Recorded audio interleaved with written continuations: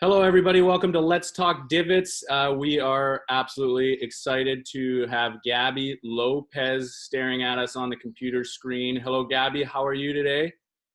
Hey Casey, I'm doing well. Thank you so much for bringing me into the program. We're so happy to have you. And we have Ronnie. Ronnie, where are you at, buddy? We know you're in California. How are you, man?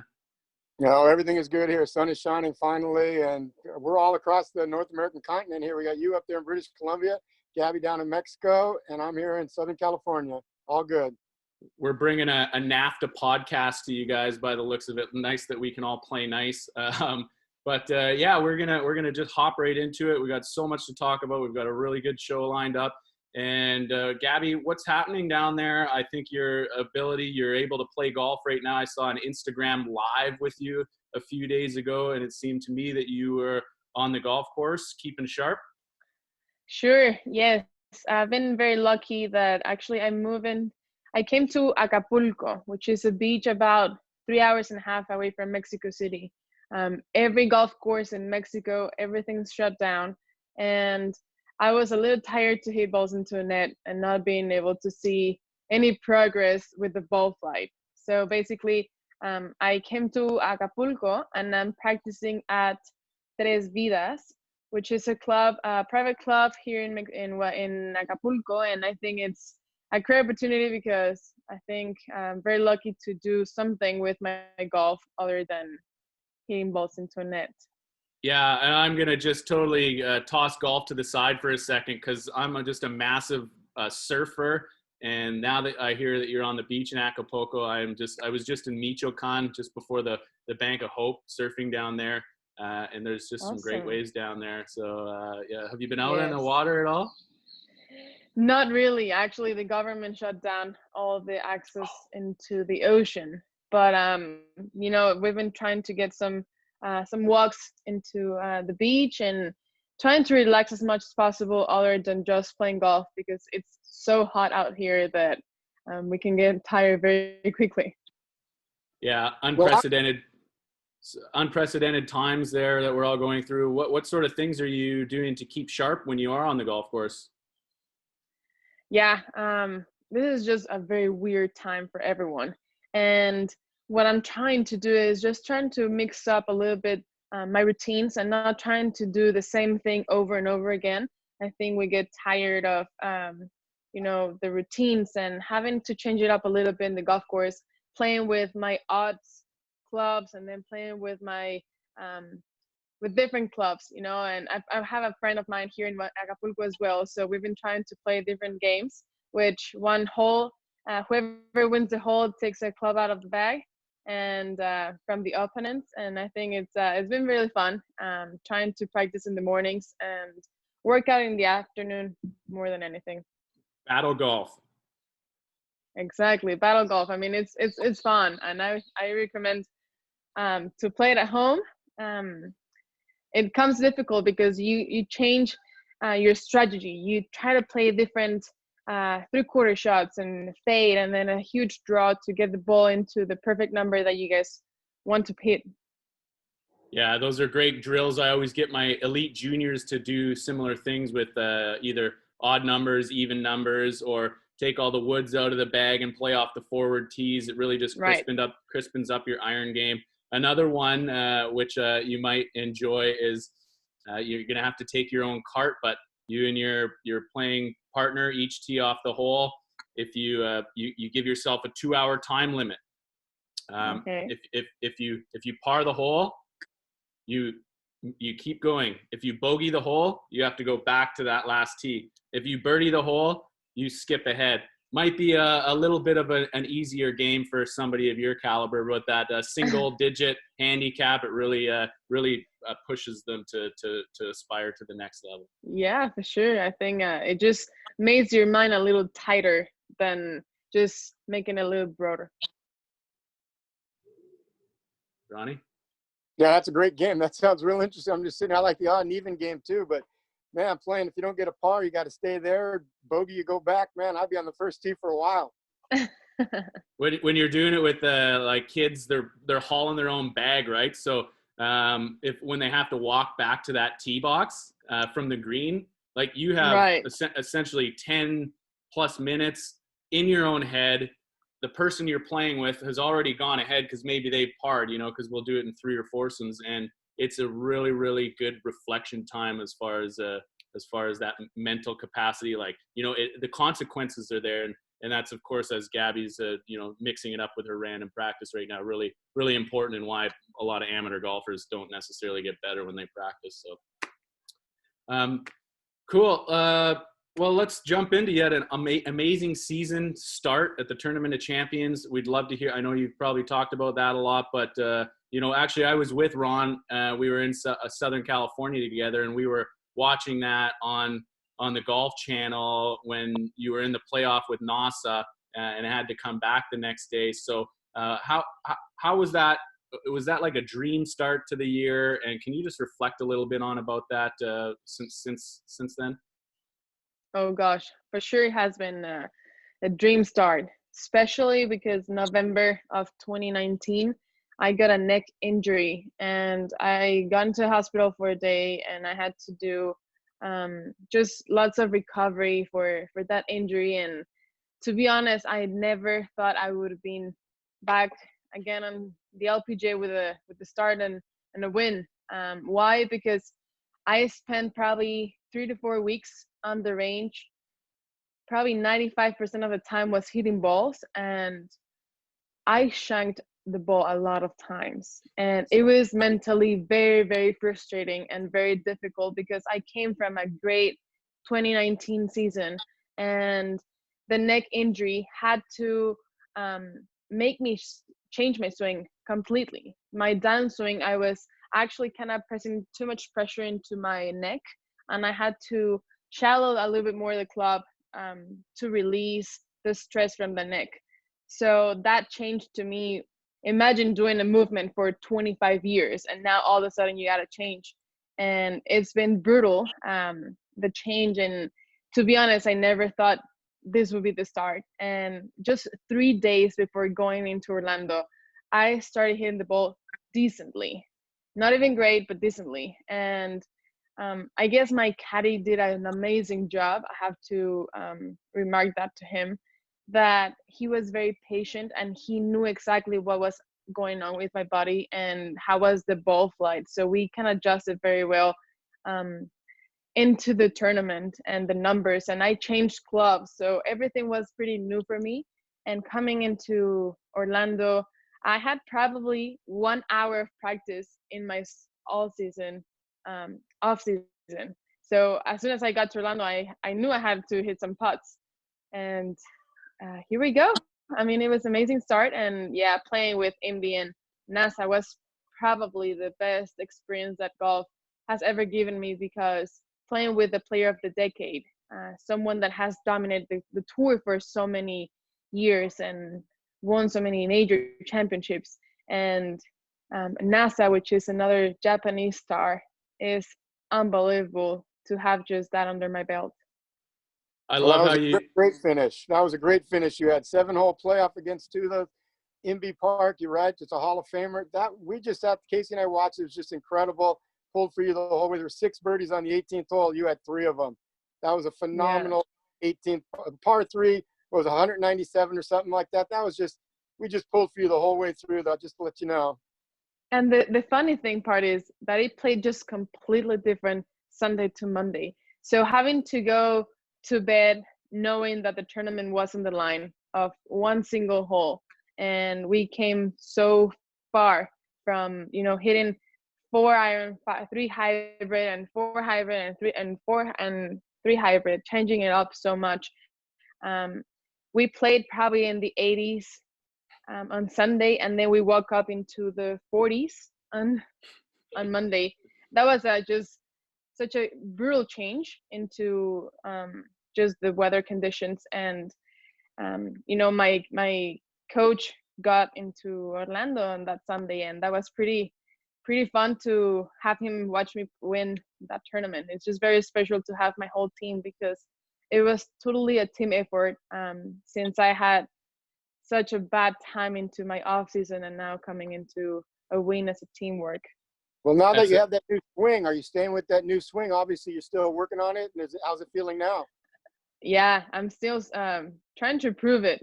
It's still not perfect, still not where my coach wants it to be, but it's improved a lot. So yeah, I'm sticking to that, and hopefully kind of gives me more consistency um, over the next few months and hopefully in my career, because it has been that game changer that my, iron play has improved a lot, um, including my strategy with my caddy. So hitting greens in regulation has totally be the biggest change.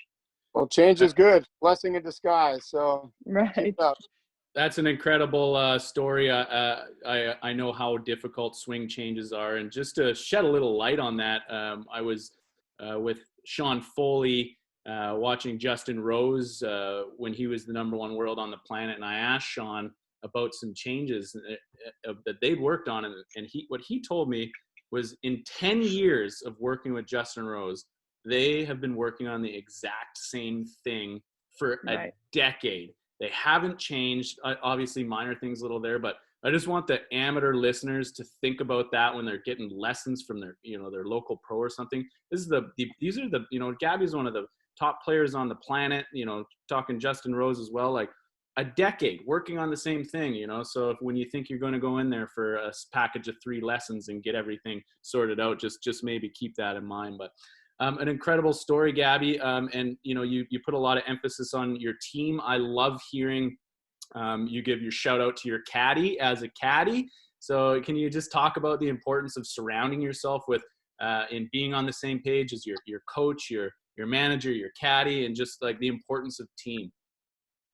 For sure. I think I have enough thankful words for my team. They have been the biggest support, including my family. I have nutritionists, I have a trainer, I have my psychologist, my caddy, my family, my coach, my boyfriend. Everyone just comes into a bucket, and it's about synchronizing the energy to place it and chasing it the right way. And yes, it's a teamwork, and like you said, changes don't come as one day to another. We just have to work into the same things. But yeah, I think the chemistry with the caddy, I don't think they get deserved um, all the credit enough, because they do a ton of work out there, and it's unbelievable how much they can help us as as players, women or men both. I think they're doing an amazing job,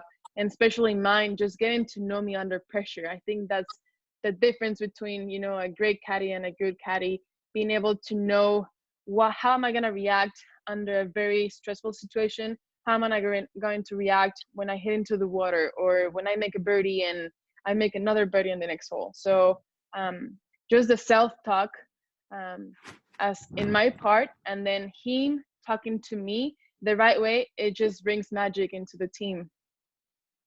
So cool. Just before we move on, I just want to know your strategy about that 18th hole playoff there. Was it just again as a golf nut watching? Is there any talk about attacking that pin at all, or was it always just stay out to the right? This is a hard hole. We're hitting hybrids in here. It's a high pressure situation. Let's make the 25-footer or make Nasa wait for Nasa to make a mistake. Can you talk about that a bit? Sure.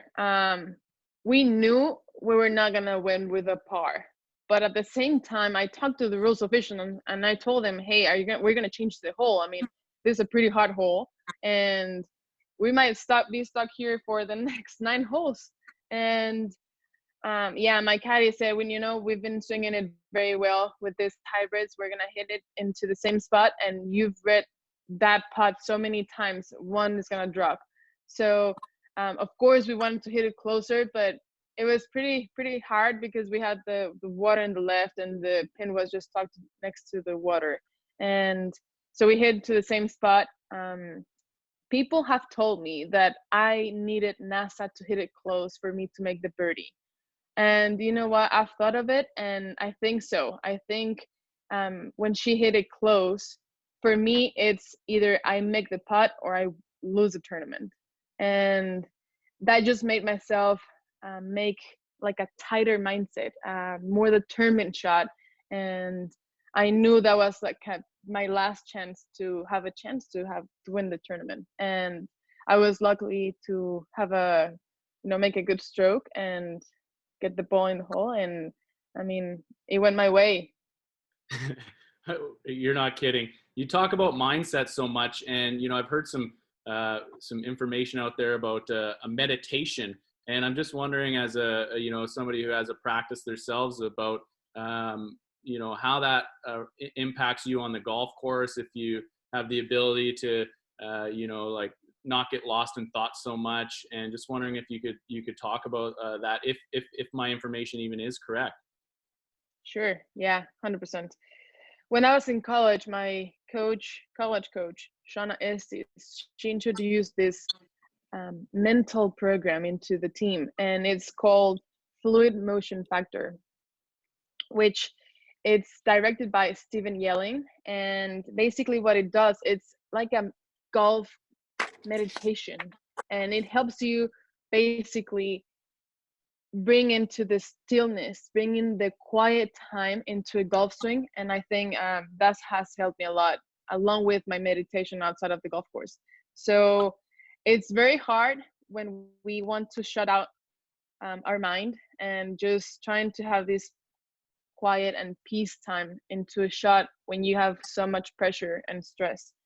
So this technique has helped me a lot. And I guess it all comes with acceptance, being able to accept the result before it even happens. And that has been the biggest change I've made in my career.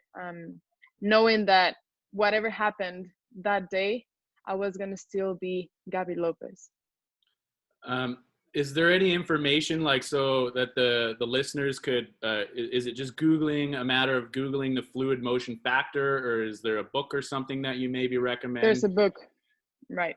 There's a book, and I think I would just totally recommend, amateur golfers to start on that book, read it, go through it, and he gives actually the program physically. So you can contact him through email, I guess. I think it's in the book. And just go if you're so interested into, having a peace, quiet mind in golf. That's a great tool that would help your game just be more fluid. I will definitely put a link in the show notes for our listeners. And just to continue to touch on that, I think, especially the club golf level, if you're competing for your club championships or whatever, the difference about golf is like golf's over, like one of my buddies is an alpine skier for Team Canada, and his time to perform is a minute and a half. Okay. So many of these sports, like he's going for a minute and a half where he has to focus, where what club golfers don't really understand is that for 5 hours over the course of 4 days, you have to try to, stay in the moment. Of course, your thoughts are going to drift. You're going to have caddy chatting. It's just really, really extremely difficult. So this fluid motion factor, mindfulness tools, just extremely beneficial out there on the golf course. Right. I think also, if you want to, I think golf is a perfect example in sport that shows your personality outside and inside the golf course as how you react under pressure, right? So if you have a very stressful situation, how are we going to react into the shot and post routine shot? So it just I think we gotta work also outside of the golf course, not only inside, to be able to make a big change. Well, yeah, just to touch on that, like Gaby just said, if you're throwing golf clubs out there when you're getting angry, maybe you're throwing golf clubs in life when you're getting angry as well. So keeping your not acting on your emotions is one of the biggest impacts on my lifetime as well. So that's awesome information, Gaby. Thank you so much. The current COVID climate, obviously is really shaking up everybody's view of what normal life was and is. And just while we're on this mindfulness topic, how has your perspective changed, if it has, on a personal level, about what's important in your life moving forward? For sure. I think this pause has been probably one of the best things that has ever happened to me.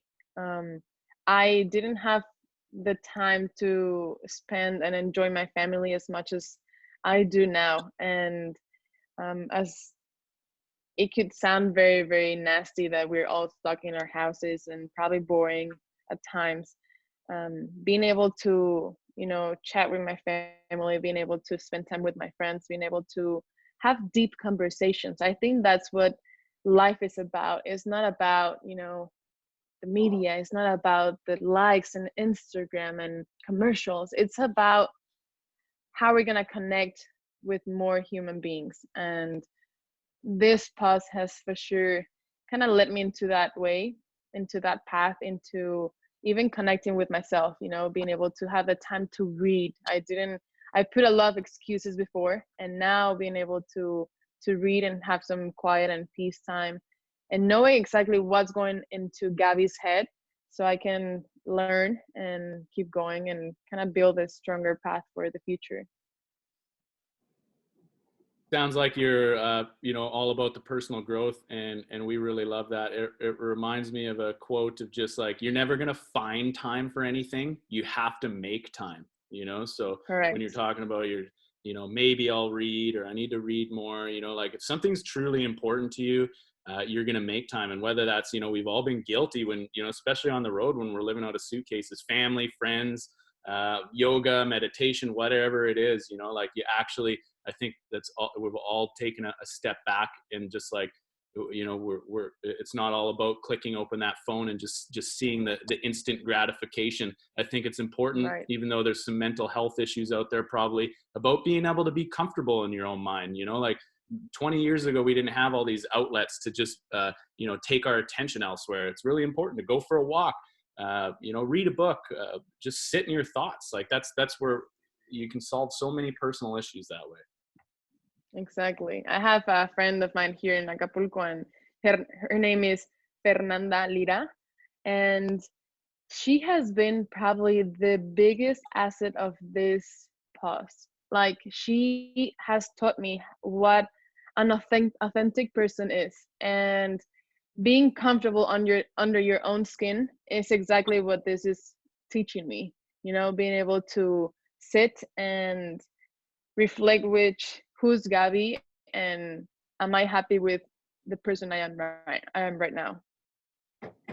Well, you're very successful on the golf course. You're very humble. You're down to earth. You're a good-looking lady. You're becoming a role model. We had Alana Uriel, a schoolmate of yours, on the other day, and she said how you took her under your wing and you really made her feel comfortable when she was out on tour.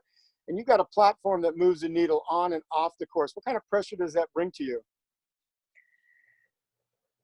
I don't think it brings, I think, pressure. I think pressure is something that we create, each one of us.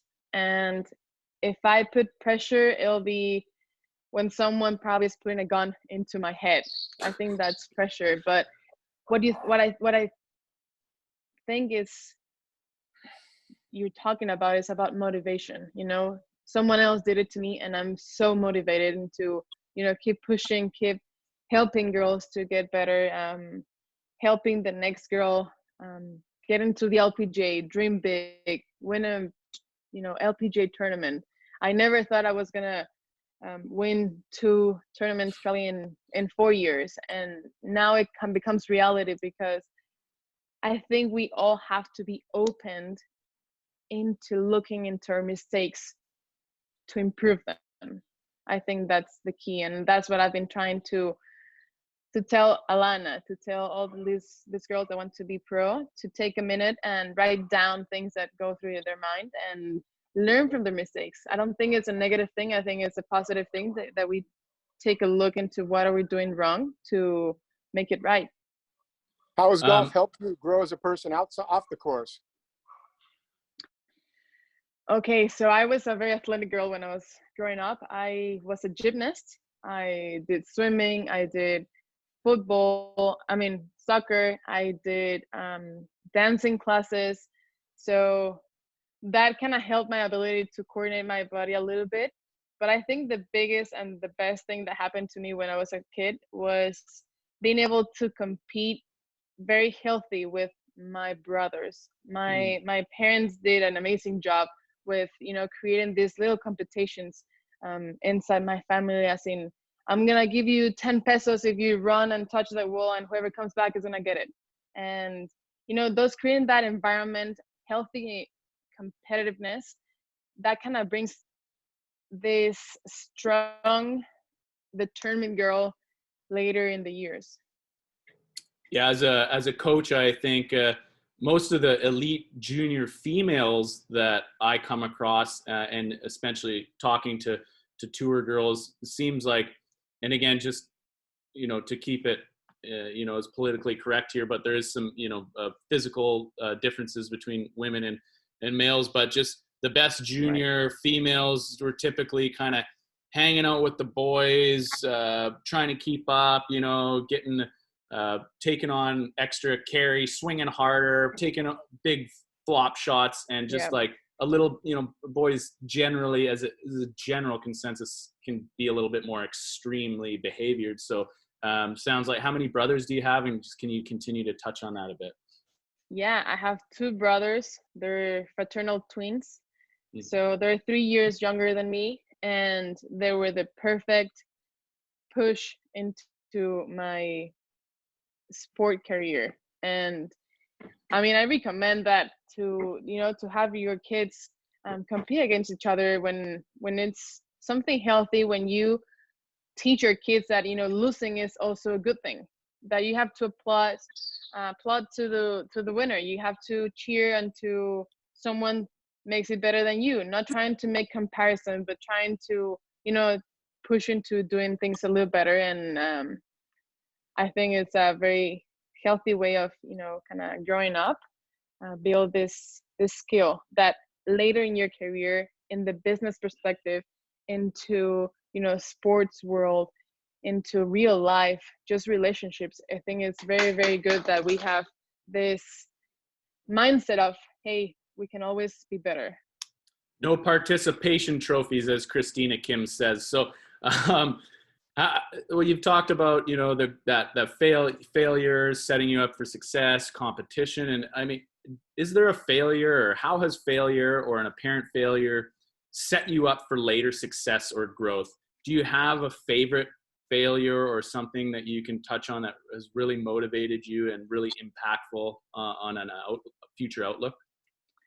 Sure. I think the biggest failure has been inside my mind for so long. Let's say my first win was China in 2018, and in February I got a back injury. I tear a disc, and I had to be 6 weeks out of competition, and mentally that was devastated.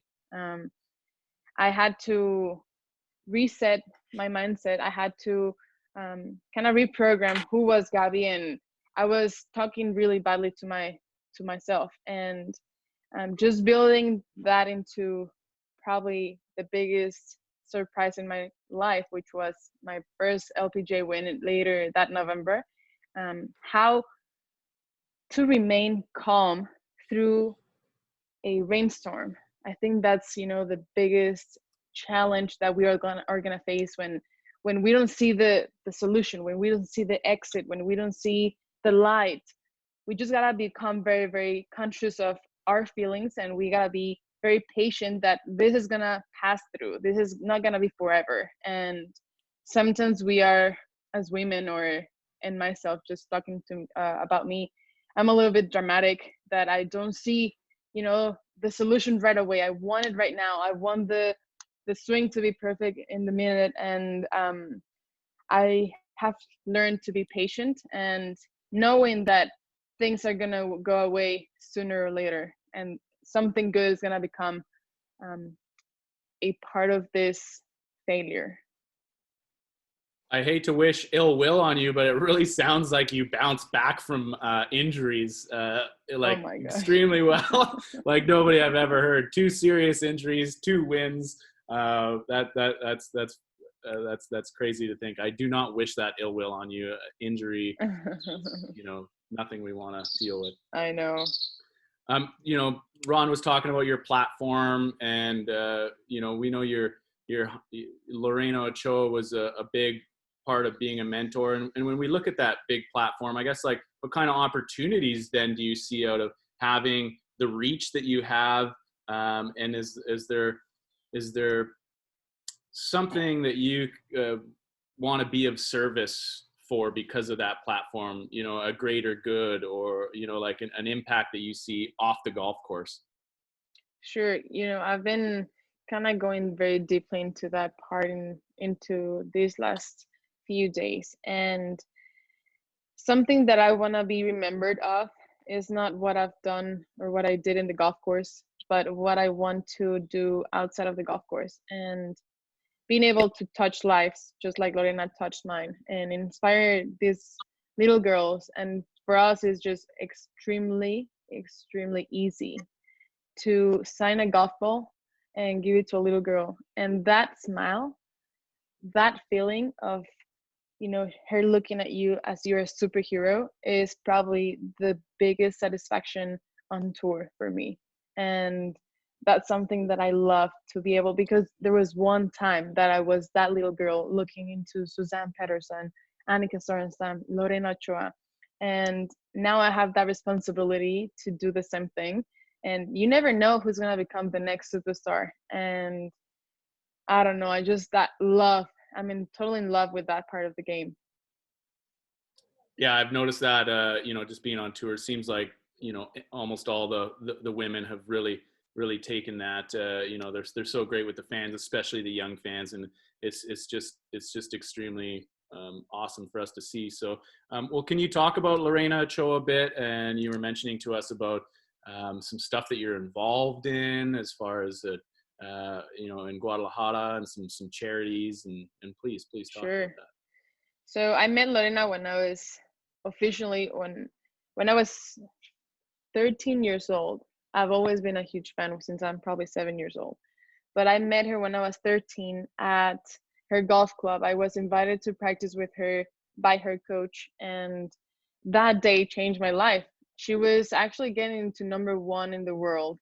And being with her, practicing with world number one, and having her approach to be so humble, to be so open, that totally inspired my career and led me into professional golf. And when you ask and tour about Lorena, everyone reminds her as the best number one outside of the golf course. She was so kind to sit down with the maintenance team, with the gardeners, when she had a time, because most of the gardeners in the States and the golf courses are Mexican. So having the time to spend, an hour, 2 hours with them, that's something that she taught me. And I'm trying to do the same thing. I think it takes nothing from my time, and I think it just gives back so much to the sport. And another thing that I'm involved in is her charity. She has this amazing charity in Mexico, in Guadalajara, which is basically a school for low-income people that they don't have probably the resources to have a good breakfast before to go to school. All these kids, they have been being fed in school. They take classes, they go to school, they learn, and some after school they have lunch in the school, and they have this recreational activities, they have sports, and later in the day they go back home to do some homework. So it's a very unique school, since we don't have that system in Mexico that provides breakfast and lunch. And for low income people, that has changed people's and kids' life for sure. And the amount of heart, the amount of love that she puts into this amazing charity has inspired me to love it as much as she does. And we've met some amazing people, and being able to, support with some scholarships and as much as I can to kind of bring up that foundation is one of the things that I'm proud of. If the listeners want to find any information of that, is there a website or something that they can go to? And again, I'll put the show notes out there. Please tell anybody if they're curious. Sure. It's Lorena Ochoa Foundation. Just like that. Just Google that and try to translate it in Spanish, because that probably take you directly into the website. And I think she has it in her website, and it's very, very straightforward. Lorena Ochoa Foundation. Yeah, that brings me up, like, for sure, the translation's really important. We know you're a superstar. I was in Guadalajara, really recently chatting with a really good golf friend of mine. We go play at the Atlas Club there. He's Gaby Lopez, Gaby Lopez, talking about. But when we look up information, through the US or Canada or something, because, everything's in English up here, there's just very, very little information. So we're hoping, through our podcast of getting international people on here, such as yourself, and just changing that aspect a little bit, because I'm sure if we spoke Spanish on a more fluent level and typed some proper unmisspelled words on there, we could find all the information in the world on you down there. For sure. Well, Lorena couldn't have picked a better person to pass the baton off to. You've taken that baton and ran with it, and I love seeing you in the kitchen passing out gifts to the kitchen help. You go down to the greenskeeper into the back, and it really moves people's lives when you yourself, just like Lorena did to you, you show up in the kitchen. Those workers in there are so grateful. It's memories that they'll take forever. And I just want to say thank you. I've seen you do it. They're so overwhelmed when you go walking in there. It's wonderful to see. And I'm very proud of you for taking that baton and running with it. Thank you. Thank you, Ron. And you know why I do it? Because I don't think they get deserved the credit enough. We go play week after week, and the golf courses are in amazing shape. And I mean, to be honest, players don't even know how much time, how much effort. I mean, they wake up at 3 a.m. and they go to bed at probably 10 or 11. And, all the work that has been put into the scenes is something that we need to be more grateful of, for sure. 100%.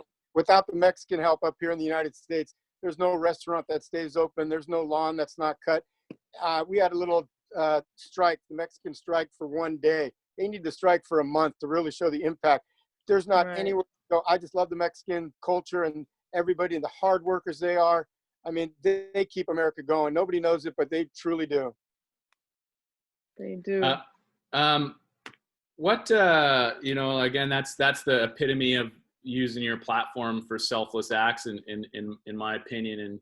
And you seem to be really wise beyond your years. What people or activities make you feel most relieved when you get home from the road or the golf course? When you've just had that tireless time out there, or a 3-4 week stretch. Can you speak on that a bit? Sure. There's nothing like spending time with my family, as in playing card games or playing marathon or Monopoly, and just playing different games in my house with with my brothers and parents. We're all very, very competitive, and just we like to win, even playing ping pong or but yeah, that's one of the things that I love to do, is spending time with my family as much as I can. And we love to go to the movies. We love to also even play this funny game in the golf course at 5 of us, because in Mexico we're allowed to play in 5. Sure. So and eat tacos at the turn. I know all about that. And tacos at the turn, yes. Yeah. Being able to compete and play against them and do some bonding time is probably the best. And food, I mean, Mexican culture, food is huge. Like I said, I've spent a ton of time down there. I love aguachile is my absolute favorite dish. Yes. Let's just talk a little bit about Mexican food. I'm struggling up here in Canada. Our Mexican food is terrible. No, yeah, for sure. I mean, any kind of tacos, it's the great dish. But you know what? Surprisingly, seafood is also another strength into the Mexican cuisine. I mean, you have all this different shrimp. You've got different kind of dishes with lobster, with crab, ceviche. With ceviche. Yeah. So, I mean, I think it's just the freshness that it comes into like very hot weather places. You want to have something that is not a soup, or something that is not rice. And yeah, so I think not only tacos, but seafood, it has also been a huge part of our cuisine. Pretty On a famous scale of for 1 to 10, where's your spice level at? What do you like? To 1 to 10, I mean, you don't know how extreme spices get into here in Mexico until you try them. So I'm gonna rank, as a Mexican, probably a 6. But I mean, if I go to the States, I'm probably an 8 or 9. I was just going to say a 10. A 6 in Mexico is a 10 up here. And Yeah. you're pretty famous for alcoholic beverages. Are you tequila or mezcal? Oh my gosh, I'm tequila. Uh-huh. 100%. Mezcal, it's a little strong for me. To be honest, I don't drink that much. I love to have a good margarita every once in a while, gin and tonic sometimes, and wine. That's probably my 3 go-to drinks, but nothing with mezcal or vodka is under my list. Well, we talked about just a few more questions here. When you are feeling overwhelmed or under focused, or you've lost focus, is it meditation that brings you back? Is there something else, an activity that that brings you back when you're feeling those anxieties? Yeah, when I become unfocused, what I try to do is bring my consciousness back, my my mind back to where I want it to be, and I try to write down what I'm feeling. Trying to be like an observer of what's happening inside of me, and I keep a journal with me every single tournament, every single round. I have something to write on into it. So 100% is writing down stuff that I think is happening into myself, or things that I'm afraid of, or things that I'm anxious about. That it's, most of the times we're anxious because we think that something bad is going to happen in the future. And that's exactly what kind of tends to bring back my mind into the present moment, knowing that almost not everything that we think as something negative is going to happen actually happens. We tend to kind of put this dramatic stage outside that this something extremely bad is going to happen, and it just doesn't end up happening. And I also have my team to remind me of those times. We're always our own worst enemy. You're totally right. So by writing these anxieties or fears or things you're unsure about down, would you say that that because you've written it down, you've almost accepted it, and you have a much more ability to move on? 100%. So what I do is I write down the fears, anxieties, all what's make me uncomfortable, and just below that I write solutions. So how, when, and who is gonna make me help bring the solutions into the play. So yeah, so I try to kind of bring up the light when I'm in the middle of the storm, right? And so yeah, trying to be aware of what can I do today to help it become a little bit better. And if there's no solution at all, like you said, I try to accept it and try to live with it as in a peaceful way. It seems so easy to do, like for people to just Seems. grab maybe it's one of those things that we can all work on in the COVID time. But do you actually use a physical journal with a pen and paper, or are you on a laptop? Just go, maybe to help anybody listening Yeah. to this to help improve just any little bit of their life. So I'm a very spiritual girl, and not as in a Catholic way or a religious way, just as spiritual as in general. And I think that when we put into the universe what we want to happen and what do we don't want to happen, the universe kind of works with you and brings into you the possibilities that you want things to be true. So yeah, I write down things physically, and I like to every single time that I'm writing down to listen to this classical music or to this waterfalls. So every single time I'm, let's say, in the golf course, I listen to a waterfall or some river flowing. I kind of connects me to that moment, you know, to the solution. So I have some little triggers that help me kind of bring back Gaby into the present moment. Helps with routine too, right? I think even if we're talking golf course, mindfulness, self-improvement, routine is just really, really, whether exercise, you get up and, that's when you do it. It's all about establishing that, those moments that you're going to go through that give you familiarity, give your brain familiarity when you can really, really make some change. For sure. Discipline is probably the biggest thing into anyone's life, being able to wake up and do it even though you're boring and you're bored or you are with no energy at all. So how do you stay disciplined out there? What is that when you wake up and you're like, I've got to practice? What's that intrinsic vocation, that driver? What gets you? So what gets me every single day, and yeah, of course, I have days that I don't want to get out of bed. For And sure. especially with this uncertainty that, when is this going to be over? Should I take more days off or not? But what is kind of pushing me all the time is Tokyo 2021. Yes. That's exactly what is pushing me every single day to be able to achieve what I've dreamt of for so long, but it's something that kind of seems impossible when I first started playing golf, and now it comes closer reality. And I know that the only way that I can achieve or get close to that is working hard. That's one of the things that I'm actually very fortunate also is to have my coach. He is pushing me every single day into, hey, are you doing this? Did you remember of, this little detail, or are you doing something that you told me you were going to do it but you didn't do it yesterday? Just I think it's very important to have people as determined and as disciplined as you to be able to achieve your dreams, because it's very easily to fall into these pitfalls of laziness or, oh yeah, this is not going to happen, so it's okay.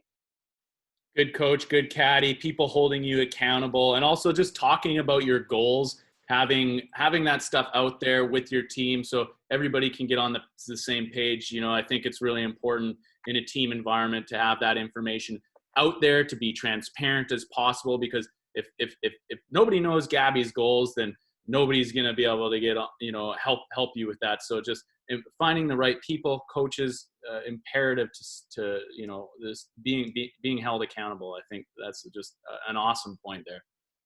Exactly. And being everyone in the same, like you said, in the same channel, like having this communication is key, because if you're doing something and one part of your team doesn't know that you're doing a change, then there could be some miscommunications and essentially some problems. We're cognizant of your time here, Gaby, and I promise we only have a few more questions, but let's just get into Tokyo a little bit. I worked for Kelly Tan. We filled out all the paperwork. We were both looking forward to heading to Tokyo there, and obviously you competed in 2016, tied for 31st or something like that. Don't quote me. And just obviously really, really important to you to represent Mexico 2021. What's that look like moving forward to you, your Olympic dream, which you've already achieved, but talk about that. Right. When I was growing up, I was a gymnast, and actually my dream come true would have been being an Olympic medalist as a gymnast, and that didn't happen. I'm actually happy that didn't happen, because that was a very stressful sport. But yeah, now having the reality even closer and closer, and knowing that I can get Gaby into the right mood, into the right mindset under pressure, now that I've won 2 times, has helped me a lot with building confidence, building this visualization that it's helping me kind of have my picture even more clear. And yeah, so I think Tokyo 2021 is going to be probably the second biggest event I've ever played, because Rio 2016 was an experience I'll never forget. But I think that, a medal will be something that I'm looking forward to, but I'm not dying to have. I know that if I put the work in, there's so many things that I can't control. And if I do the little things every day, I'll probably get close to that. And that's the plan, being able to work every single day with no regrets into my goal, which is Tokyo 2021.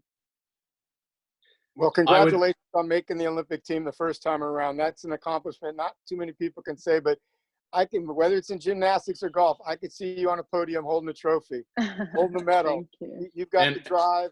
You can go do it. You can do anything you want. And you surround yourself with the right team. You got a good outlook on life. It's going to be very exciting to watch you compete again. Hopefully, yeah. And watching, we're on video here to the listeners, but I watched Gaby perk up when we talked about the Olympics there. So not that she wasn't already perky, but we can see some intrinsic motivation there. Moving into the Olympics clearly means a lot to her. And yeah, just also the representing the her country and the Mexican colors that you wear on Sunday, moving into that transition there. That's your, like, Tiger Woods red shirt there is your Sunday Mexican colors. 100%. And I do it, I do it for my country, I do it for my family, I do it for the people that want to get better at golf.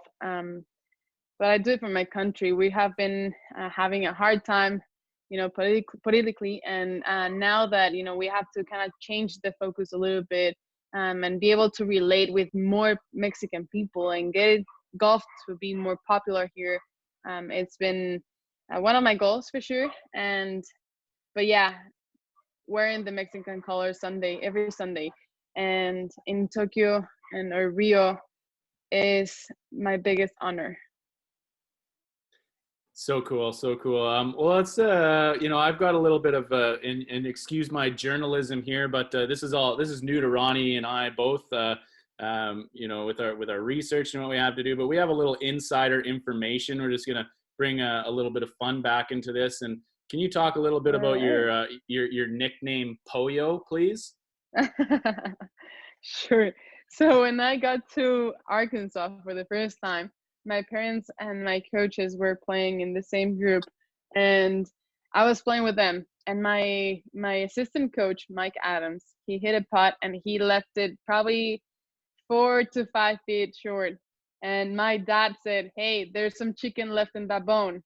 And it just brought up like, "Hey, what does chicken is in Spanish?" And we said pollo, and it's like, okay, pollo. So to be honest, every single time that my coach Shauna or Mikey would leave a putt about 4 to 5 feet, I would say like, "Hey, there's some pollo left in that phone." Mm-hmm. Very cool. Love that. And Alana actually spoke, to the highest regard about your coach. Well, not only you, but also the Arkansas's coach, Shauna. She went into quite detail about how impactful she was on just her life so far. So it sounds like a great, you ladies have been had some great mentorship throughout your stages here. 100%. Yeah. What Shauna was best at was taking care of the girls as human beings and not as golfers. And I feel like at home, I feel as in a family member up there in Arkansas. And that's one of the things that I was looking forward the most. Coming from another country, different culture, language, everything was new. So she did an amazing job taking care of the girls and including them into the team, including into the program, and making us be more grateful of the opportunities that we have, and better people than better golfers. A great program in Arkansas is for female golf, from what I understand, and hopefully we get back there, Gaby. That's the first start back on tour. Ron's looking forward to it. I'm looking forward to it. What would it be like to, Mike Wan seems pretty, who knows what's going to happen, but starting again in Arkansas. Oh my gosh, that'll be another dream come true. So first week of the year, I get a win in Orlando, and then come back to my second home. That'll be very special. You know, being able to kind of know that everyone's gonna have so much energy to Crazy. play, to watch golf, and to cheer on the Razorbacks. I think that's gonna be extra special. Who knows what's gonna happen, like you said, but we're staying positive and hoping that this goes away quicker than later. The energy around any sport is going to be phenomenal. I Oh can't my wait to gosh, get back. we're all going to be so just, I'm going so to be thrilled. salivating and just so appreciative, like I was already appreciative of being out there, but like it's going to be next level now. Unreal. 100%. What's something absurd or quirky that you do? This could be on the golf course, off the golf course. I'll give you an example just to, help your thought process. When I golf, I have 3 tees in my pocket. They have to be wood tees. I don't like those plastic ones. I have to have a toonie for marking my ball, a Canadian toonie. It's a $2 coin. And those Okay. free divot repair tools that they hand out at the golf courses. I don't like anything bulky 3. in my the free libre. Oh, free. Oh, I thought 3. Yeah, so that's kind of like my weird thing. I don't know. Okay. I only have a couple, and the biggest and the most important one is marking my ball with and a very old Mexican coin. I have this 1968 coin that my boyfriend gave me, and which has the Olympic logo printed into the coin, which Mexico hosted that year, the Olympic Games. So I mark my ball with that coin every single time. And if I lose, there was one time that I lost it for one hole, and oh my gosh, I went crazy. And actually, it was at Diamond Resorts. I was in Orlando. I went crazy. I was putting so well, and then I lost the ball mark for 2 holes, and I was going nuts. So my boyfriend went back to the hole that I lost it, and we had all the volunteers looking for it. It was But during we a found tournament it. round? During a Yeah, tournament? Oh, wow. during the 3rd round. Yeah. So yeah, we got it back, and that was like a good lucky charm for me. Very, very cool. Yeah, I don't have any other. I think that's the only one that I have, and I guess also kind of sticking into my routine. Doing making sure that I have plenty of time to work out, plenty of time to stretch, to meditate in the morning, and not being stressful with timing and I'm late. Awesome. I have one more question, and it's kind of going to bring us back, but to a little more philosophical approach, but just a way to segue into an ending. Unless Ron's got some other stuff, I'll leave him with that after. But in the last 4 years, since you've been on tour since 2016, correct? Yeah. What is something, a belief, a behavior, a habit that you've incorporated into your life since being on tour that has improved your life? This is a good one. And there's something for sure that has changed my perspective into professional golf, which is always have something or someone to look up to and to chase. So something that I'm looking up to is God, and someone that I'm chasing is Gaby Lopez in the next 3 years. Who's gonna be that girl? How is my swing gonna look like? How is my mental game is gonna look like? How is physically, how is Gaby gonna be? And that's the one I'm chasing. And stop, comparing myself to the world number 1, to players that hit it a mile, or players that have something that I don't. And I think, one of the things that we do that is not fair is comparing our weaknesses to someone's strengths, because we're always going to lose into that perspective. But if we compare our weaknesses today and our weaknesses into a year ago, that's a fair comparison. And So I'm always trying to stop comparing myself to someone else, but trying to improve my game, my mental, my emotional game, to the next level for the next 1, 3, 5 years. What a great answer. Look up to something and chase something. I wrote that down. I absolutely love that. And just be unquestionably faithfully to who you are, right? You can't change.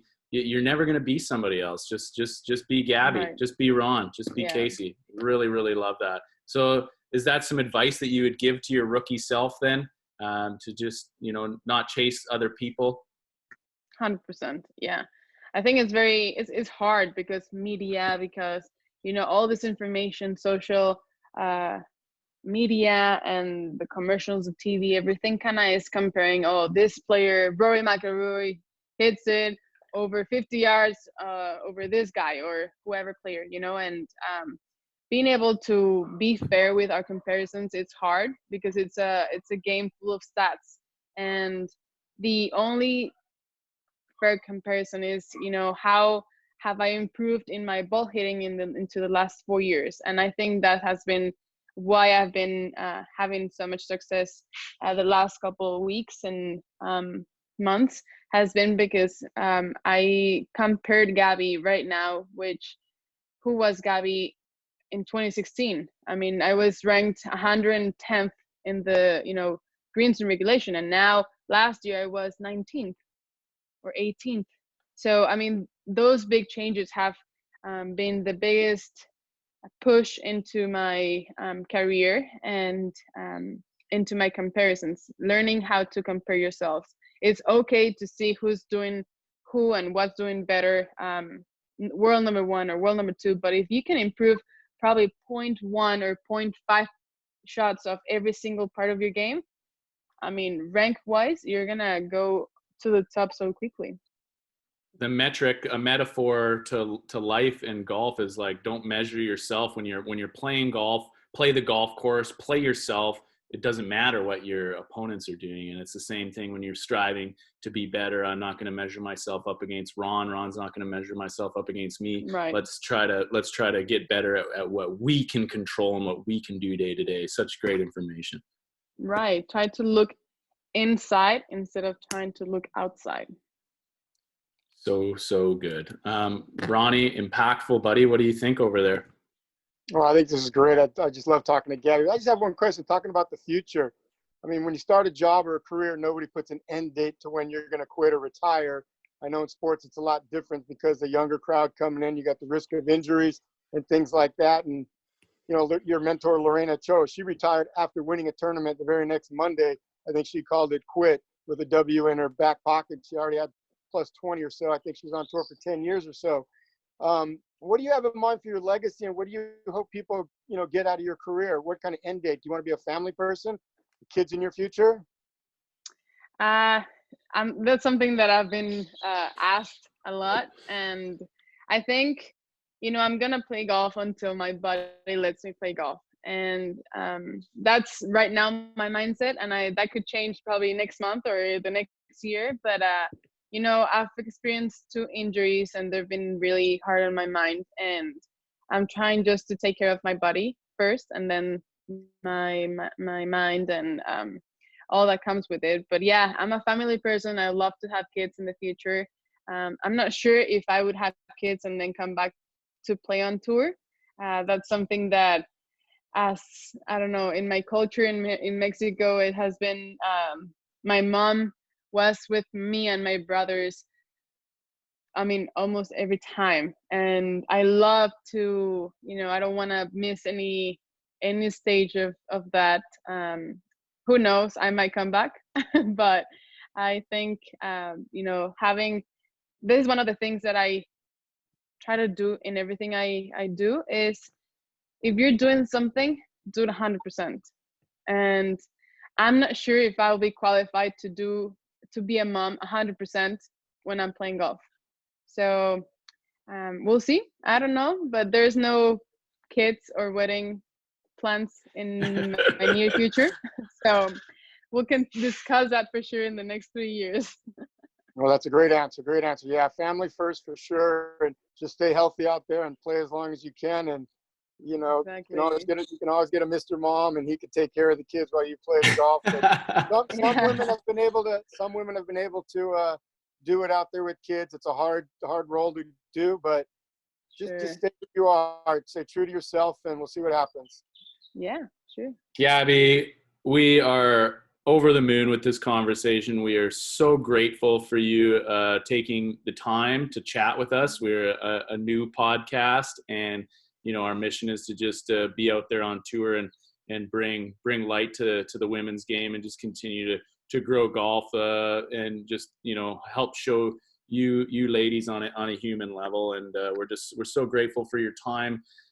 We really appreciate it. And just as we wrap up here, tell the listeners where they can find you, your handles, your websites, anything. Yeah, you guys can find me in Instagram, Twitter, Facebook at Gaby Lopez Golf. And that's very simple. And yeah, I have a website, which is gabylopez.net. And you can reach out me. You can contact me very easily, throwing me an email. I love to see, you know, kids' emails. I love to see proposals. I love to see all kinds of information, especially in these quarantine days. I have plenty of time to respond and get back. We hope we can get your inbox filled up with a few messages then to, sure. But thanks again so much for your time, and yeah, we look forward to hopefully seeing you in Arkansas. Yeah, hopefully. Go Hawks. Thank you so much, guys, for having me in the show. Thank you very much, Gabby. Thank you. We're very proud of you. Mexico is too, and keep up the good work. Just stay on the line, Gabby. Yep.